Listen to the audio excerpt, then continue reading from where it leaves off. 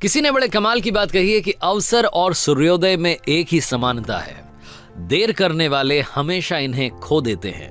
Hi guys, मैं हूं RJ Kartik. एक छोटी सी कहानी। ये कहानी है मनीष नाम के लड़के की, जो मिडिल क्लास फैमिली में पैदा हुआ, जो 12th क्लास तक टॉप करता जा रहा था। कमाल का बच्चा, पढ़ने लिखने में सबसे आगे। फैमिली को उस पर गर्व था। फैमिली को लगता था कि ये बच्चा जब बड़ा हो जाएगा तो कुछ कमाल करेगा, हम लोगों की लाइफ बदल देगा, हमारी फैमिली में हैप्पीनेस आ जाएगी, सब कुछ बदल देगा सिर्फ और सिर्फ ये लड़का। लेकिन वो लड़का जब 12th क्लास पास करके कॉलेज में गया तो उसकी लाइफ बदल गई।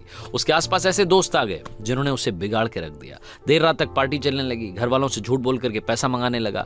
घर वालों को समझ में आ रहा था, उन्होंने एक दिन इसको समझाने की कोशिश की, लेकिन मनीष ने घर वालों को डांट दिया कि आप मुझे ज्ञान मत दीजिए, मुझे सब कुछ मालूम है और आपके ज्ञान से बात नहीं बनेगी, आप शांत रहिए, मैं अपनी जिंदगी जी लूंगा। घर वालों ने कुछ नहीं बोला। 1 साल के बाद में जब रिजल्ट आया तो मनीष एक सब्जेक्ट में फेल हो गया, और जहां ये फेल होने वाली बात आई वहीं ये बात इसके ईगो को हर्ट कर गई कि जो लड़का 12th तक टॉप करता आ रहा था वो कॉलेज में जाते ही फेल कैसे हो सकता है।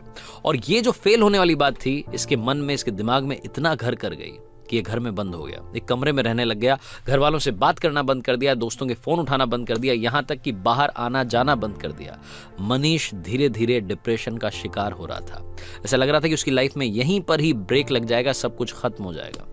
मनीष जिस स्कूल में पढ़ता था, जहां से 12th पास आउट की थी, वहां के प्रिंसिपल को जब ये बात मालूम चली तो उन्होंने मनीष को अपने से मिलने के लिए बुलाया, डिनर पर बुलाया। वो इन्विटेशन ये रिजेक्ट नहीं कर सका, इसको मानना ही था कि न्योता आया था, प्रिंसिपल साहब के यहाँ जाना था। तो मनीष पहुंचा शाम में, और इसने देखा कि प्रिंसिपल साहब गार्डन में बैठे हुए थे, अंगीठी पर हाथ ताप रहे थे, सर्दी का माहौल था।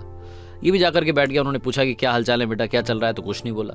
10-15 मिनट तक दोनों के बीच में बातचीत नहीं हुई। तो प्रिंसिपल साहब ने सोचा कि क्या अलग किया जाए। उन्होंने अंगीठी में से कोयले का टुकड़ा जल रहा था, उसको बाहर निकाला और धधकते हुए टुकड़े को मिट्टी में फेंक दिया। जैसे वो मिट्टी में फेंका, थोड़ी देर तो धधका, उसके बाद में वो बुझ गया। तब मनीष ने बोला कि सर, ये आपने क्या किया? एक कोयले का टुकड़ा जो अंदर जल रहा था, धधक रहा था, हमें गर्मी दे रहा था, उसको बाहर मिट्टी में फेंक दिया, बर्बाद कर दिया।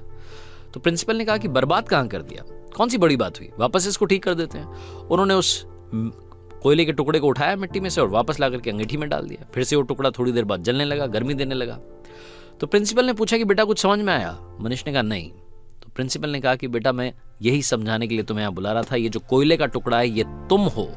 तुम जब अंगीठी से बाहर आए, गलत संगति में गए, मिट्टी में गए तो बुझ गए, लेकिन वापस आकर के जल सकते हो। शर्त यह है कि अब अंगीठी में वापस आना होगा, अपनी लाइफस्टाइल बदलनी होगी, अपने दोस्त बदलने होंगे। बस इतनी सी बात तुम्हें समझाने के लिए यहां बुलाना चाहता था। मनीष को सारी बात समझ में आ गई, उसकी लाइफ बदल गई। हम में से कई सारे लोग ऐसे हैं जो डिप्रेशन का शिकार हो रहे हैं सिर्फ और सिर्फ एक घटना की वजह से। हो सकता है जिंदगी किसी मोड़ पर आप फेल हो गए हों और आपको लग रहा हो कि सब कुछ बर्बाद हो गया है, इससे आगे कुछ नहीं हो सकता। एक कोट मैंने पढ़ा था, मुझे बड़ा पसंद है, लाइफ गोज ऑन, जिंदगी चलती रहती है, so just keep going. Life goes on, so just keep going. चलते रहिए, सब कुछ अच्छा होगा, ये विश्वास रखिए। आरजे कार्तिक एक बार फिर आपसे कहेगा कि अगर फेल होना बहुत बड़ी बात है तो ऐसा मत सोचिए। फेल होने के बाद बाउंस बैक करना सबसे कमाल और सबसे जरूरी बात है। ऐसे कई सारे एग्जाम्पल्स हमारे सामने हैं जो फेल हुए लेकिन उन्होंने वापसी की। तो कम बैक करने के लिए तैयार रहिए, डिप्रेशन को टाटा बाय बाय कहिए और कर दिखाइए कुछ ऐसा कि दुनिया करना चाहे आपके जैसा। हर सोमवार सुबह 9:30 बजे मेरे चैनल पर देखिए एक नई कहानी।